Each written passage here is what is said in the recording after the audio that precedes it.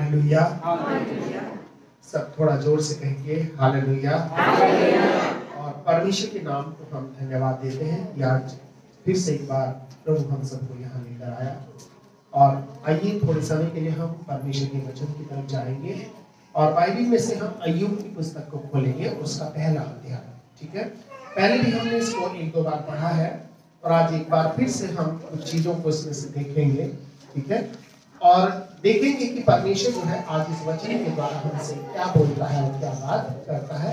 608 number का page है पुरानी नियम की पुस्तक में, 608 नंबर का पेज है। ठीक है, और इसको जो है हम पहले अध्याय को खोल करके थोड़ा सा रखेंगे। कुछ चीजें हैं जो मैं पहले इसको पढ़ने से पहले आपको बताऊंगा ताकि हम इसको अच्छे से समझ सके। ठीक है, बाइबल के अंदर बहुत सारी पुस्तकें हैं, लेकिन अय्यूब की एक ऐसी पुस्तक है जो हमें ये बताती है कि परमेश्वर के जो लोग होते हैं, जिस दिन भी वो प्रभु को या परमेश्वर को ग्रहण करते हैं, उस समय वो शैतान के टारगेट पर आ जाते हैं, चाहे उसमें कोई भी ना हो। और उसके बाद शैतान ये कोशिश करता है कि वो लोग परमेश्वर को क्या करें, छोड़ दें। और वो लोग परमेश्वर को छोड़ने के द्वारा वो लोग वापस फिर क्या हो जाए, शैतान के पास चले जाए। क्योंकि इस्राएली जब मिस्र में से निकले थे, तो जब परीक्षाएं, जब संकट या दुख उनके जीवन में शुरू हो गए, तो फिर से मिस्र को याद कर रहे थे, वहां के खाने को, वहां की चीजों को, वहां की सुविधाओं को। और वो ये चाहते थे कि हम इससे अच्छा तो मिस्र में ही थे या वहीं पर हम मर जाते। तो यहाँ पर प्रभु का जो वचन है वो इस किताब में हमें कुछ चीजें हैं जो सिखाता है। और ध्यान रखना, इस दुनिया में जो है 3 तरह की दुनिया है। ध्यान रखना, 3 तरह की दुनिया है। सबसे पहली क्या है, ये पृथ्वी है जो परमेश्वर ने किसको दिया है, मनुष्य को दिया है। दूसरी चीज आकाश है। आकाश का मतलब ये जो बीच का आपका स्पेस है, हवा का जो स्पेस है, इसको क्या बोलते हैं, आकाश है। और इस आकाश के अंदर क्या रहती है, शैतान की सेनाएं रहती है। कौन रहती है, शैतान की सेनाएं। और तीसरी जो चीज है वो क्या है, वो सबसे ऊपर क्या है, स्वर्ग है, और जहां पर परमेश्वर और उसकी उपस्थिति रहती है। हालेलुया। तो यहाँ पर हर एक व्यक्ति जब उद्धार पा जाता है या वो यीशु को ग्रहण कर लिया जाता है, तो उसके बाद वो शैतान के द्वारा पहचान लिया जाता है, वो मार्क कर दिया जाता है कि अब ये व्यक्ति किसके टारगेट पर है, शैतान के। क्योंकि पहले चूंकि वो उसके अपना वो व्यक्ति होता था, इसलिए अब उसको उससे ज्यादा प्रॉब्लम नहीं थी। लेकिन एक व्यक्ति जब प्रभु को ग्रहण करता है और उसके साथ वो चलता है, और ध्यान रखना, जितना जितना भी आप प्रभु की तरफ चलते चले जाओगे, आप थोड़ा थोड़ा अकेले होते चले जाओगे। यीशु मसीह जब भी क्रूस की तरफ बढ़ रहा था तो क्या हो गया, पहले चेलों ने छोड़ दिया, पहले भीड़ अलग हो गई, फिर चेलों ने छोड़ दिया। लेकिन उसके बावजूद भी जो है यीशु मसीह अपने मुकाम तक गया, उसने अपने आखिरी काम को क्या किया, पूरा किया। और उसके बाद जो है वो बाइबल में लिखा है कि उसने शैतान की हर एक शक्तियों के ऊपर क्या पाई, विजय को पाई। हालेलुया।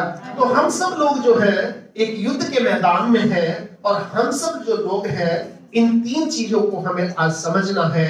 ये पृथ्वी परमेश्वर ने हम लोगों को रहने के लिए दिया है, इसी तरह से ये आसमान जो है ये शैतान की शक्तियों को दिया है। क्योंकि बाइबल में लिखा है हमारा ये युद्ध हमारा ये युद्ध मांस और लहू से नहीं है, परंतु आकाश की शक्तियों से, शैतान की शक्तियों से, है ना, आत्मिक शक्तियों से। और वो कहां पर है, जो आकाश में। हालेलुया। और इसका मतलब कि सबसे ऊपर परमेश्वर है, उसके बाद ये अंधकार शैतान की शक्तियां हैं, और उसके बाद ये पृथ्वी है। हालेलुया। और इसीलिए परमेश्वर जो है उसके वचन में ऐसा लिखा है कि परमेश्वर जो है अपने लोगों को चुनता है, इस पृथ्वी को जो है वो सही करना चाहता है। क्योंकि इस पृथ्वी के ऊपर अंधकार और शैतान की शक्तियों का बहुत बड़ा हाथ रहता है। और इसीलिए जब हम इस वचन को पढ़ते हैं, इस किताब को पढ़ते हैं, इसमें से हम देखते हैं इस पृथ्वी पर रहने वाले जो मनुष्य होते हैं, इस पृथ्वी पर रहने वाले जो विश्वासी लोग होते हैं, ये दो तरह की लड़ाई जीवन भर अपने लड़ते रहते हैं।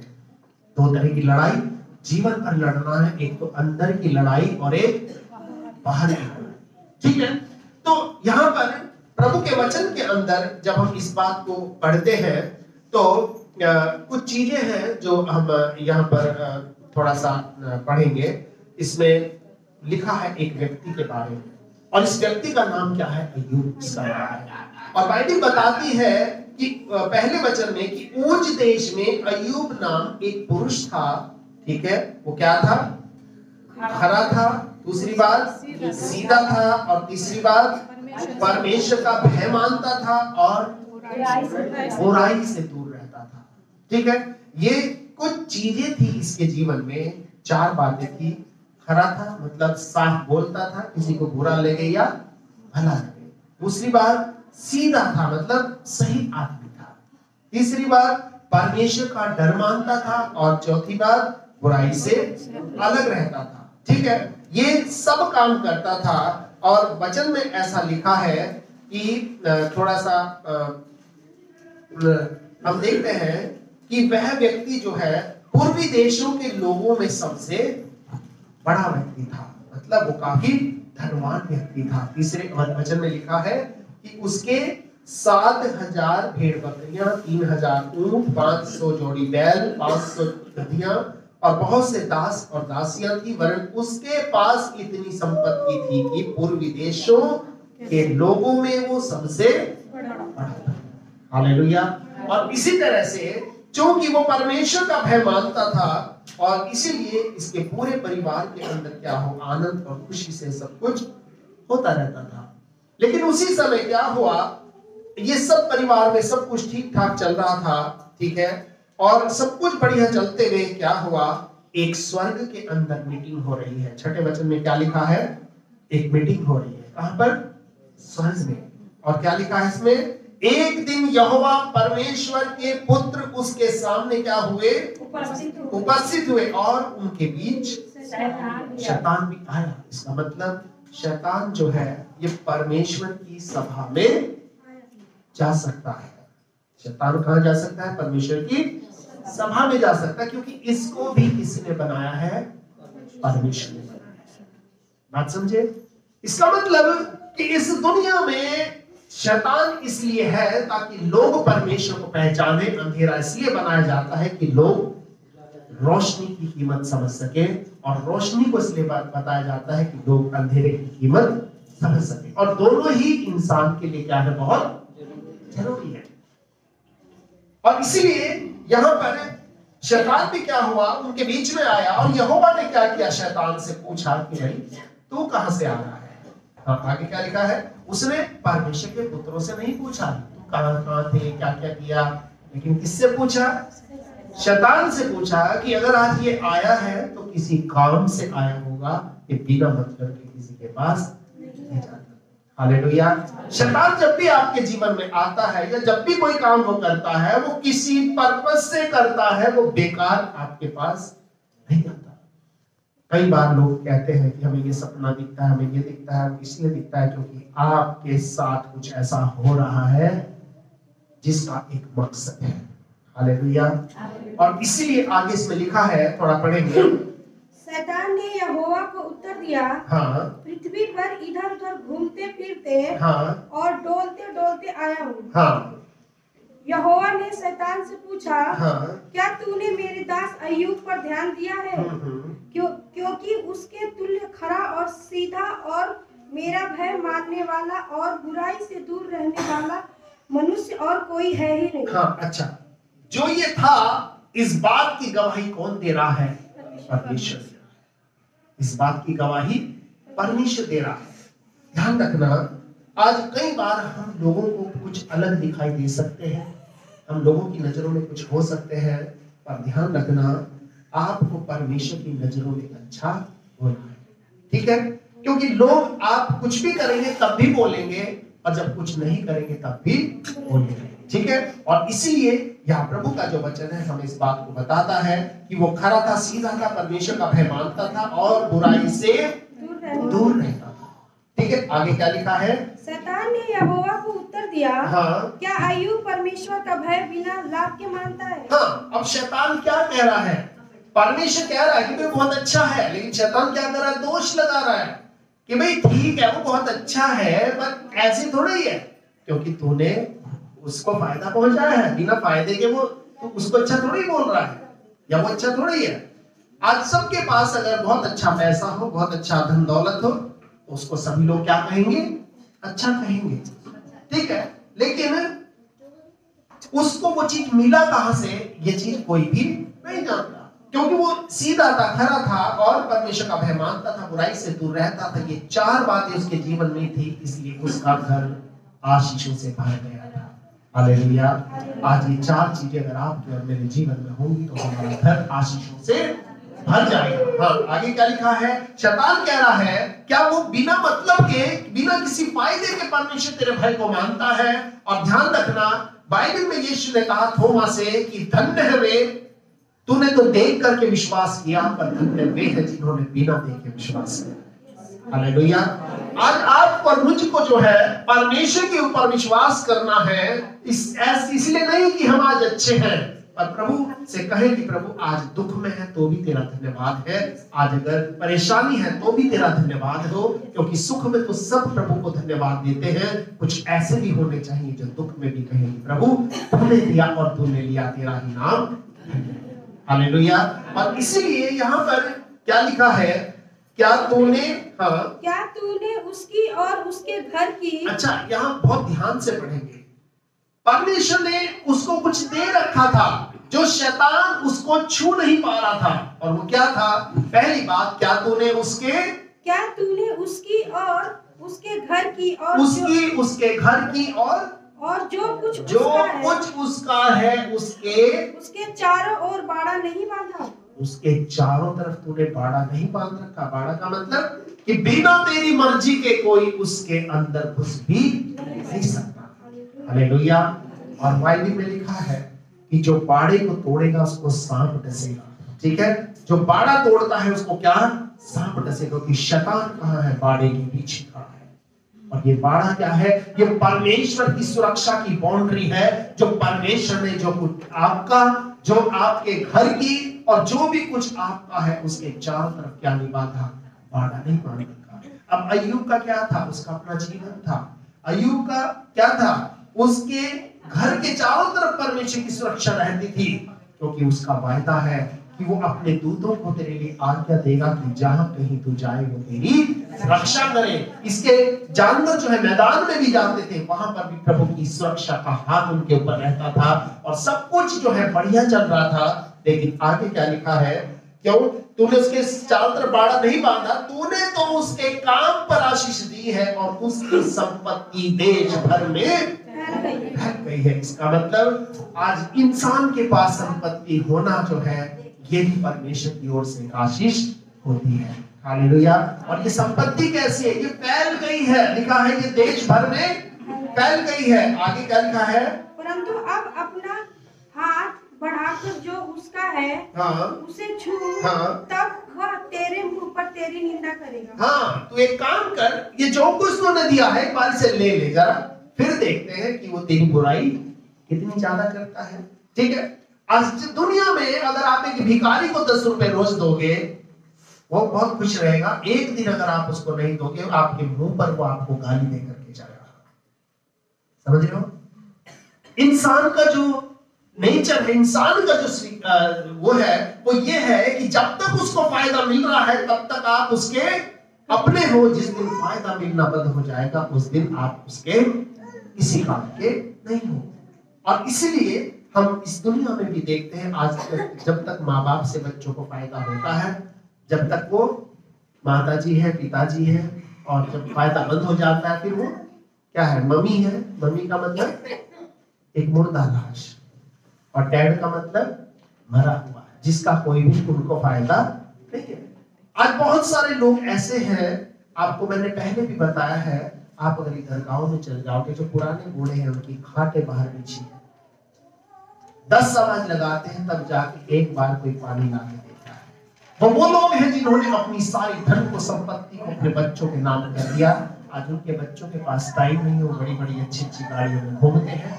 और मैं आपको ये बताना चाहता हूँ, इस दुनिया में बाइबल में लिखा है, ये शैतान की सोच क्या है कि तू उससे सब कुछ ले ले तो वो तेरी बुराई करेगा, लेकिन परमेश्वर की सोच ये है कि मैं सब कुछ ले भी लूंगा तो भी वो मेरी बुराई नहीं करेगा। हालेलुया। आज हमें प्रभु की ओर से सब कुछ अगर मिल रहा है तो हम परमेश्वर को धन्यवाद करें, और अगर हमारे पास कुछ भी नहीं है, कुछ भी नुकसान हो जाता तो भी हम प्रभु को क्या करें, धन्यवाद करें। हालेलुया। क्योंकि खुशी में सब धन्यवाद देते हैं, पर कुछ ऐसे भी होने चाहिए जो दुख में जिस प्रभु को क्या करें, धन्यवाद। हालेलुया। फिर आगे इसमें लिखा है कि यहोवा ने शैतान से कहा, हाँ, सुन, जो कुछ उसका है हाँ, वह सब तेरे हाथ में है, हाँ, केवल उसके शरीर पर हाथ न लगाना। ध्यान रखना, ठीक है, थोड़ी देर के लिए जो भी कुछ मैंने उसको दिया है, चल तेरे हाथ में दे देता हूँ, पर एक चीज उसका छोड़ देना, उसका शरीर छोड़ देना, क्योंकि ये शरीर मेरे स्वरूप और मेरी समानता में रखता है। हालेलुया। क्योंकि परमेश्वर ने जब मनुष्य को बनाया तो उसके शरीर को क्या किया, परमेश्वर ने अपने स्वरूप और अपनी समानता में बना। उसने कहा ठीक है तू सब कुछ ले ले, लेकिन उसके शरीर को क्या करना, छोड़ देना। अब देखो, अब यहां पर विपत्तियां शुरू हो गई 13 वचन से। पहली क्या हुई, हाँ, एक दिन अय्यूब के बेटे बेटियां बड़े भाई के घर में खा रहे थे, हाँ, दाख मधु पी रहे थे। हाँ, तब क्या हुआ, तब एक दूत अय्यूब के पास आकर कहने लगा, हाँ, हम तो बैलों से हल जोत रहे थे, हाँ, और गदहियों उनके पास चल रही थी, हाँ, कि सभा के लोग धावा करके उनको ले गए, हाँ, और तलवार से तेरे सेवकों को मार डाला। हाँ। अब मुसीबतें शुरू हो गई। सबसे पहले क्या गया, इसके जानवर गए। आपको पता है पुराने जमाने में जो है धन नहीं होता था, लोगों के पास पशु धन होता था, समझ रहे हो, भूमि धन होता था, अन्न धन होता था। उस समय पैसा कम था, लेकिन धन लोग इन चीजों में ढूंढते थे। लेकिन इस समय सबसे पहले इसने क्या किया, उसके जितने भी जानवर थे, क्या ये रोज वहां पर चरने नहीं जाते होंगे, बाहर ये मैदान में जाते होंगे, लेकिन इस दिन क्या हो गया था, क्यों, क्योंकि परमेश्वर ने अपने हाथ को हटा दिया था। अब इतना बड़ा नुकसान हो गया, और कितने सारे जानवर थे आपको पता है इसके, 7,000 भेड़ बकरियां, 3,000 ऊंट, 500 जोड़ी बैल, 500 गधियां और बहुत से दास दासियां। और वचन कहता है ये सब के सब चले। हालेलुया। लेकिन आगे क्या लिखा, ये बात खत्म ही नहीं हुई थी, एक और भाग के आया जल्दी से दूसरा। हाँ, क्या लिखा है, मैं ही अकेला बचकर हाँ, तुझे समाचार देने को आया हूँ। और 16 वचन में लिखा है कि वो कह ही रहा था, एक और आ गया। हाँ, वह कह ही रहा था कि दूसरा भी आकर कहने लगा, हाँ, क्या कहने लगा, परमेश्वर की आग आकाश से गिरी, हाँ, और उससे भेड़ बकरियां और सेवक जलकर भस्म हो गए, हाँ, और मैं ही अकेला बचकर तुझे समाचार देने। यानी कि आकाश से आग गिरी। आग गिराने वाला कौन था, शैतान था, ठीक है। क्योंकि यीशु ने कहा कि जब उसके चेले सुसमाचार सुनाने गए थे कि मैं शैतान को बिजली की तरह नीचे गिरता हुआ देख रहा था, यानी कि सब कुछ उसके हाथ में दे दिया। अब ये काम कौन कर रहा है, शैतान कर रहा है। लेकिन अब अय्यूब क्या कर रहा है, ये दुखी हो गया होगा, ये सोच रहा होगा कि प्रभु ये क्या हो गया। आज कई बार अगर हमारे बैंक में बहुत सारा पैसा है, अचानक हमें खबर मिल जाए कि बैंक डूब गया, तो क्या होगा, आदमी भी उसी समय, कितने लोग ऐसे हैं जो ये सुन करके अटक हो जाता है, क्योंकि उनका सब कुछ वहां पर जमा है। लेकिन इसका क्या, ये सारा पशुधन था। और वचन में लिखा, ऊपर से आग गिरी और तेरे सारे के सारे जो भेड़ बकरियां थे वो जलकर क्या हो गए, खत्म हो गए। हाँ, आगे सिर्फ एक संदेश वाहक बचा है, यानी कि शैतान ने एक को जिंदा छोड़ दिया, मैं ही भागकर तुझे समाचार देने के लिए आया हूँ। आगे 17 वचन में, यानी कि एक और न्यूज आ रही है। कि कैसी न्यूज, ये खराब खराब न्यूज आ रही है। वह अभी ये कह ही रहा था, वो अभी ये कह ही रहा था कि एक और भी आकर कहने लगा, एक और आकर भी कहने लगा। हाँ, कसदी लोग 3 दल बांधकर हाँ, ऊंटों पर धावा करके उन्हें ले गए, हाँ, और तलवार से तेरे सेवकों को मार डाला, हाँ, और मैं ही अकेला बचकर तुझे समाचार देने को आया हूँ। हाँ, वह अभी यह कह ही रहा था, हाँ, कि एक और भी आकर कहने लगा, हाँ, तेरे बेटे बेटियां बड़े भाई के घर में खाते और दाख मधु पीते थे, हाँ, कि जंगल की ओर से बड़ी प्रचंड वायु चली हाँ, और घर के चारों कोनों में ऐसा झोंका मारा कि वह जवानों पर गिर पड़ा, हाँ, और वे मर गए, हाँ। और मैं ही अकेला बचकर तुझे समझ। सारे के सारे फैमिली फंक्शन चल रहा है, सारे बेटे बेटियां एक जगह पर हैं, लेकिन क्या हुआ, अचानक से प्राकृतिक विपदा आ गई और ये जब क्या हो गई, गिर पड़ी, और ये सारे के सारे लोग क्या हो गए, मर गए। जितना धन संपत्ति था वो भी चला गया, परिवार था वो भी चला गया। मुसीबत पे मुसीबत आ गई, एक के बाद एक खराब खबर आ रही है, एक के बाद एक मुसीबत की खबर आ रही है। और लेकिन इसके बाद भी जो है ये क्या कह रहा है, तब अय्यूब उठा और बागा फाड़, हाँ, सिर मुड़ाकर हाँ, भूमि पर गिरा। बागा फाड़ का मतलब ये जो कपड़ा पहनते थे अपने कपड़े को क्या कर दिया, फाड़ दिया। पहले समय में ये तरीका था पश्चाताप करने का, ये तरीका था परमेश्वर की उपस्थिति में बैठने का, कि लोग अपने कपड़ों को क्या कर देते थे, हटा देते थे, उनको फाड़ देते थे और राख डाल करके प्रभु की उपस्थिति में क्या करते थे, बैठते थे जब एक कोई गंभीर समस्या होती थी। क्या लिखा है, तब अय्यूब उठा और बागा फाड़, हाँ, सिर मुड़ाकर भूमि पर गिरा। सिर मुड़ाकर क्या करा, भूमि पर गिरा। सिर मुड़ाने का मतलब कि कुछ खास मेरे जीवन में आज हुआ है, ठीक है। सिर मुड़ाकर यानी कि मेरी जो शोभा है, बाल क्या है, इंसान की शोभा है। जो बाल कटा लेता है उसको क्या बोलते हैं, उसका लोग मजाक उड़ाते हैं, गंजा बोलते हैं, कोई कुछ बोलता है, कोई कुछ बोलता है। लेकिन यहाँ पर प्रभु का वचन कहता है, ये सर के बाल मुड़ाकर कहां गिरा, भूमि पर गिरा, और क्या करा, दंडवत करके कहा, क्या कहा, हाँ, मैं अपनी माँ के पेट से नंगा निकला, कि प्रभु तू इस समय जैसे मुझे देख रहा है, मैं वैसे ही अपनी माँ के पेट से आया था, और वैसे ही और वहीं नंगा लौट जाऊंगा, और वहीं पर ये नंगा लौट जाऊंगा, क्योंकि यहोवा ने दिया और यहोवा ने लिया, उसका नाम, यहोवा का नाम धन्य है। हालेलुया। क्योंकि बाइबल में 22 वचन में लिखा है, इन सब बातों में भी अय्यूब ने ना तो कोई पाप किया और ना परमेश्वर पर मूर्खता में दोष लगाया। इसका मतलब क्या है, इसका मतलब ये है, हर एक परिस्थिति में हमें परमेश्वर के सामने वैसे ही बने रहना है जैसे हम पहले थे। जब लोग हम पर दोष लगाते हैं, जब लोग हमें बुरा बोलते हैं, आपको चुप रहना, कोई सफाई नहीं देनी, बस आपको ये कहना है कि प्रभु मुझे मालूम है तू सब कुछ देख रहा है, मेरा अच्छा मेरा बुरा मेरा सब कुछ तू जानता है, तेरे से कोई भी बात छिपी हुई नहीं है।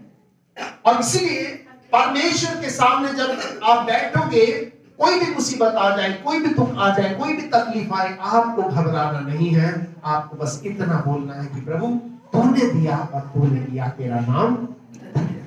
जब मुसीबतें आती है, परेशानी आती है, कई बार क्या होता है, हम परमेश्वर को छोड़कर चले जाते हैं और लोगों की बातों में आ जाते हैं। लोग हमें फिर अलग अलग सलाह देते हैं, यहाँ चले जाओ जी, वहां चले जाओ जी, ये कर लो जी, वो कर लो जी। ध्यान रखना, आप कुछ भी कर सकते हो, लेकिन परमेश्वर आपको कभी भी नहीं छोड़ेगा। हालेलुया।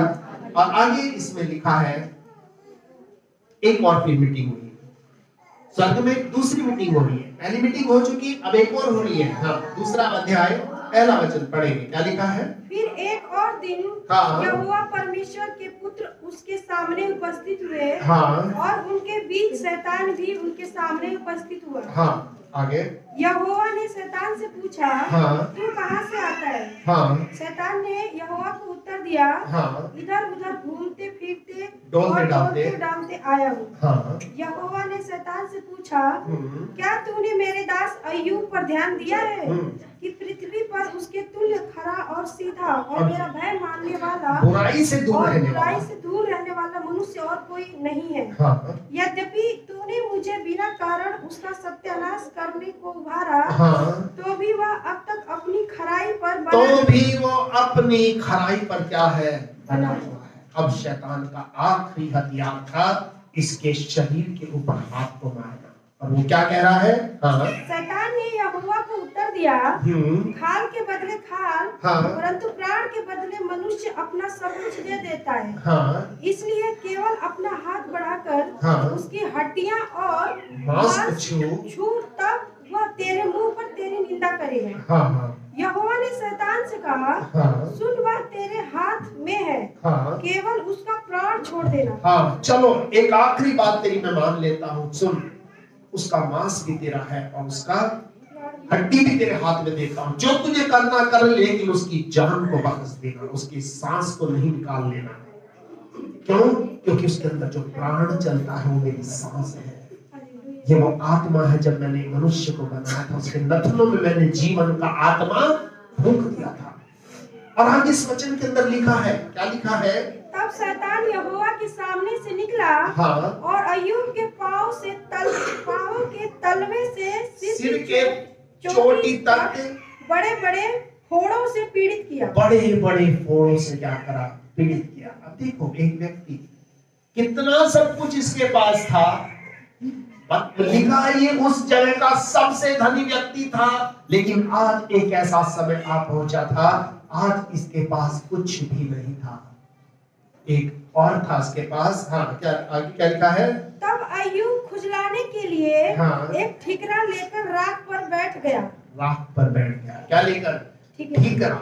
ठीकरे से कौन खुजाता है पता? जिसकी खुजलाहट हाथ से या नाखूनों से खत्म नहीं। ठीकरा, आप समझते हो? इसका मतलब शरीर में इतनी बेचैनी थी, शरीर में इतनी परेशानी थी उसके, कि उसने ठीकरा ले लिया और उस ठीकरे से अपने आप को क्या करने लगा? खुजाने लगा। इसका क्या मतलब? इसका मतलब यह है कि प्रभु, अब मेरा शरीर भी इस लायक नहीं रहा कि मैं अपने हाथ से अपने आप को खुजला सकूं। आगे क्या लिखा है? तब उसकी स्त्री ने उससे कहने लगी, तब उसकी बीवी आई, तब उसके फैमिली का आखिरी व्यक्ति जो बचा था जिंदा, वो आई और क्या कहने लगी? क्या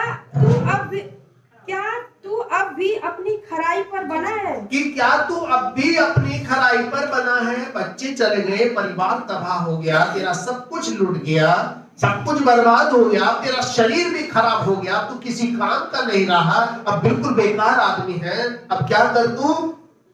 परमेश्वर की निंदा कर। तू एक काम कर, परमेश्वर की निंदा कर, और चाहे मर जाए तो मर जा, और अगर मरना चाहे तो तू मर जा, तू अब मेरे भी किसी काम का नहीं है। क्यों?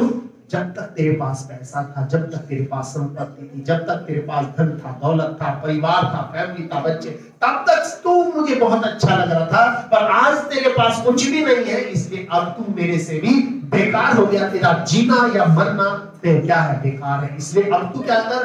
मर जा। यहाँ पर आप समझ सकते हो एक व्यक्ति की परेशानी। ये व्यक्ति कितना अंदर से टूट गया होगा, ये व्यक्ति अंदर से कितना परेशान हो गया होगा।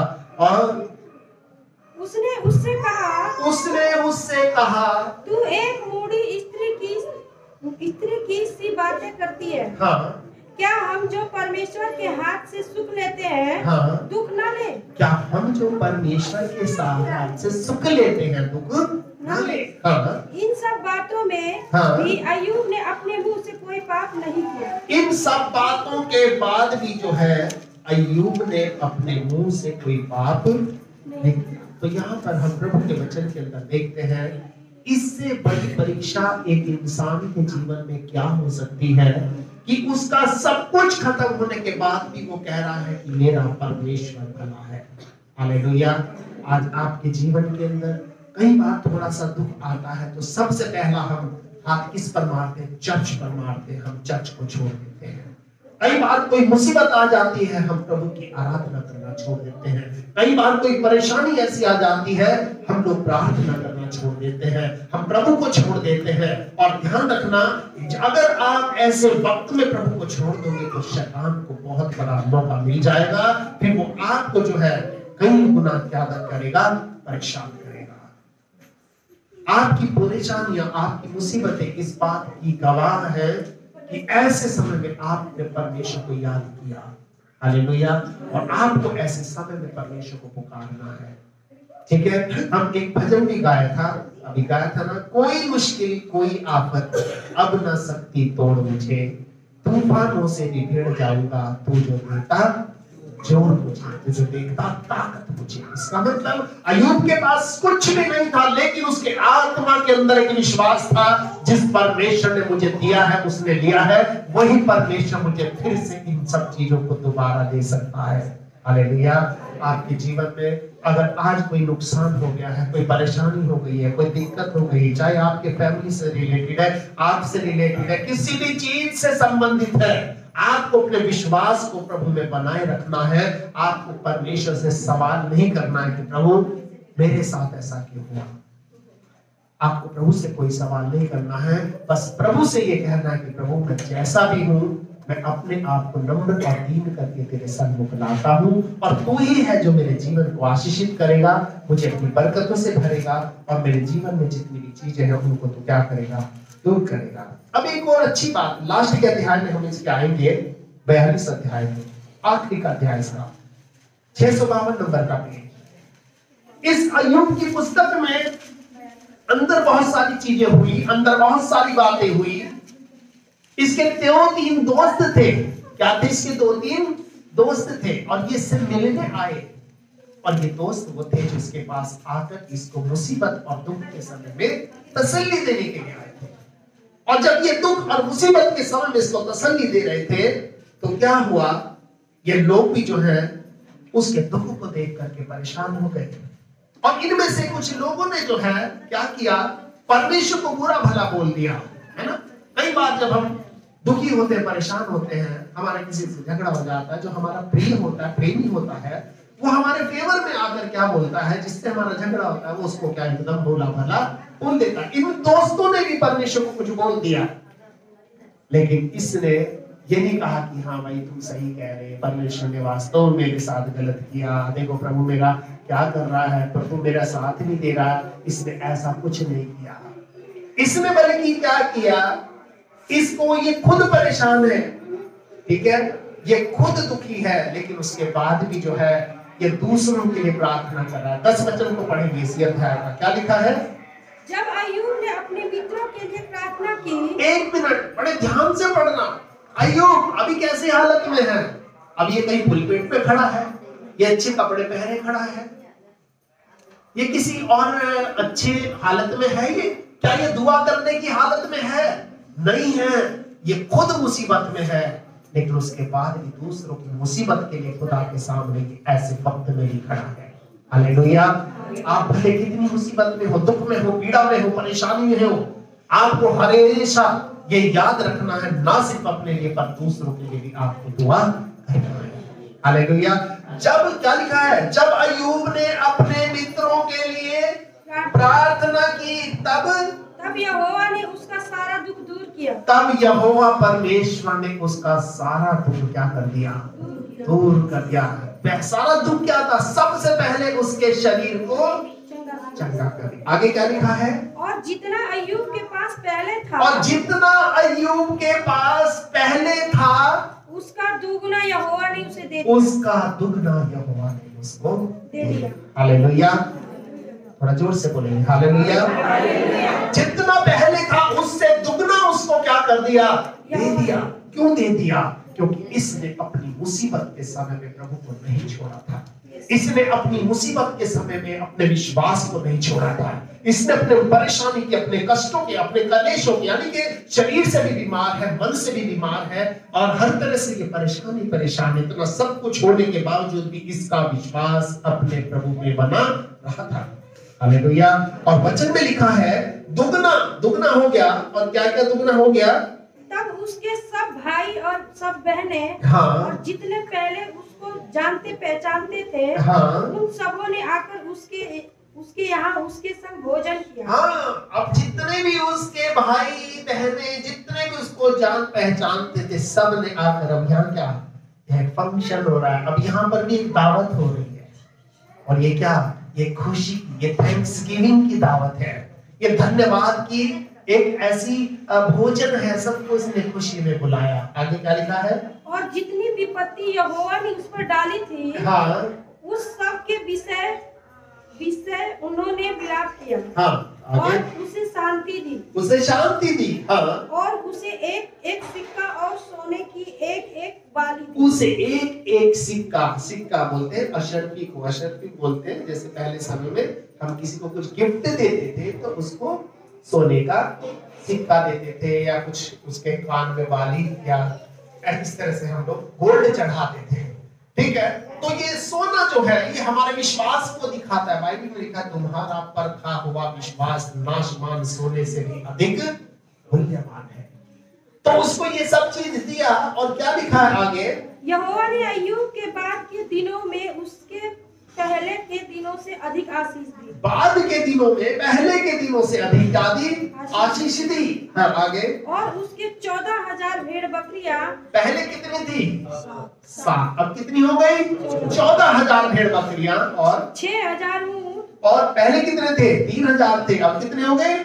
6,000 ऊंट। आगे, 1,000 जोड़ी बैल, पहले कितने थे? 500 जोड़ी बैल, अब कितने हो गए? 1,000 जोड़ी बैल। आगे, और 1,000 गदहियां हो गई, और 1,000 गदहियां हो गई। गदहियां समझते हो?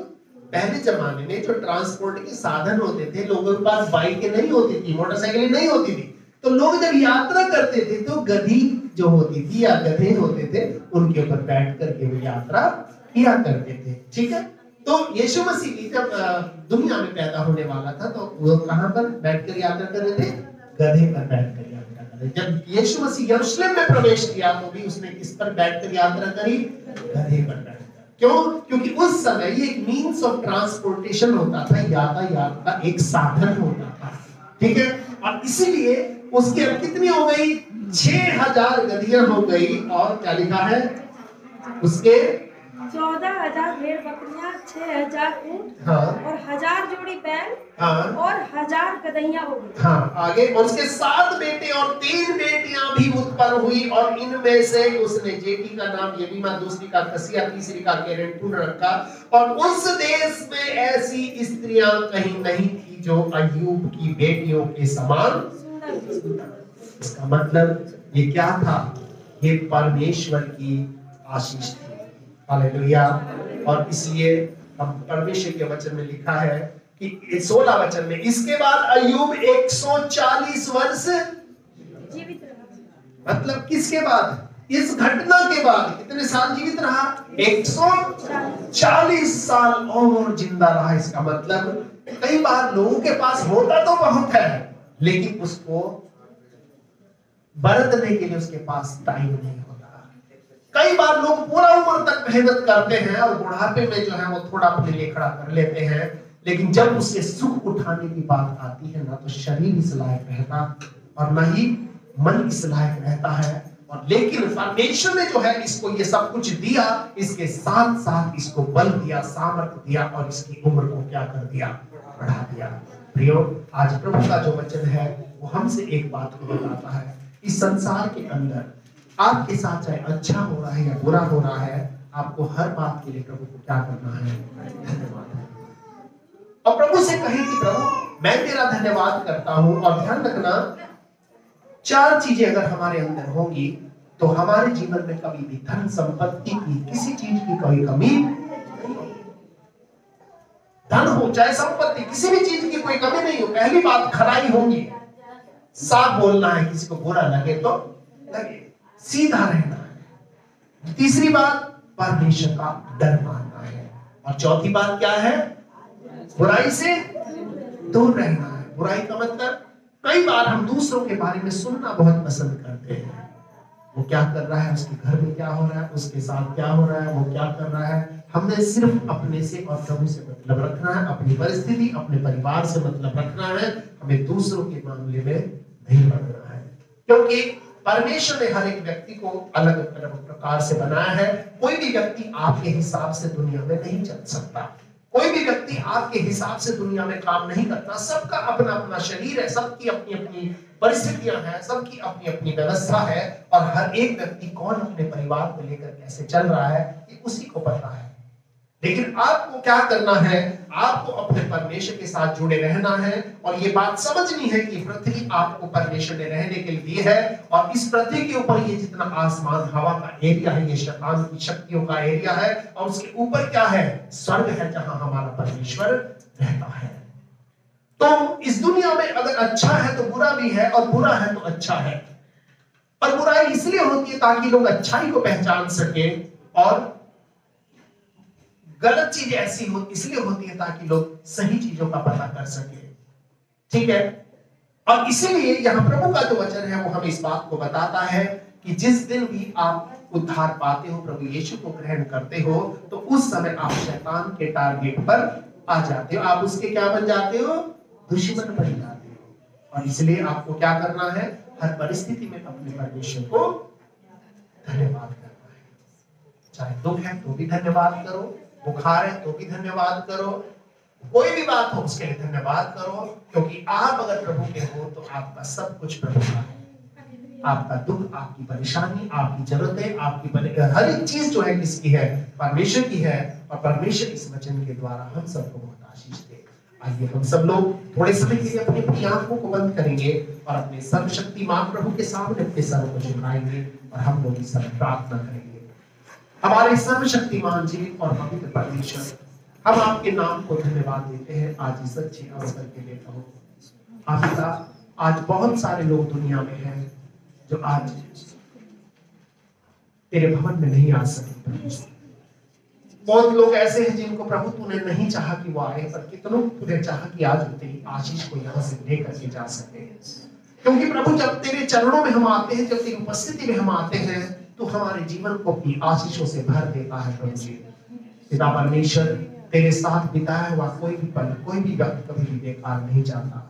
तो वो परमेश्वर है जो अपने लोगों को संभालता, अपने लोगों की रक्षा करता, अपने लोगों की मदद करता है और सहायता करता है। पिता हम ये प्रार्थना करते हैं पिता परमेश्वर, इस समय इस पूरे स्थान को तो अपनी आत्मा की सामर्थ से और अपनी शक्ति के प्रभाव से भर दे। प्रभु जी प्रभु हम प्रार्थना करते हर एक भाई बहन, बच्चा, बुजुर्ग जो भी आज यहाँ पर तेरे चरणों में बैठे हैं प्रभु, ये हमारे पास नहीं परंतु ये तेरे पास बैठे हैं। और जो तेरे पास आता है, तो जो तेरे चरणों में बैठता है, वो उस उत्तम भाग को चुन करके उसको ले करके वहां से उठता है जो तूने उनके लिए तैयार किया है।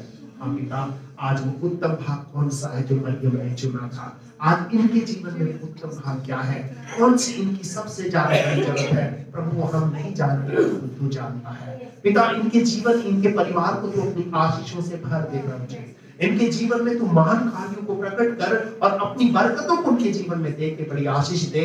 और आने वाले समय में सबको उठाकर आप ऊंचाई पर खड़ा करें और अपनी महिमा और अपनी सेवा के लिए सबको आप और भी ज्यादा इस्तेमाल करें। हम सब आदर महिमा आपको देते हैं और सब कुछ आपके पवित्र हाथों में हम सौंप देते हैं और धन्यवाद करते महान पिता परमेश्वर, क्योंकि आपने हमारी प्रार्थना को सुना है। और धन्यवाद के साथ ये प्रार्थना हम अपने उद्धारकर्ता मुक्तिदाता प्रभु यीशु के पवित्र जीवित और सामर्थी नाम से मांगते हैं। इसे सुने और ग्रहण करें और हम सब जो लोग प्रभु के हैं मिलकर के कहेंगे आमीन। अब हमारे प्रभु यीशु मसीह का अनुग्रह, पिता परमेश्वर का प्रेम और पवित्र आत्मा की सहभागिता अब से लेकर हमेशा तक हम सब लोगों के साथ होती रहे। आमीन।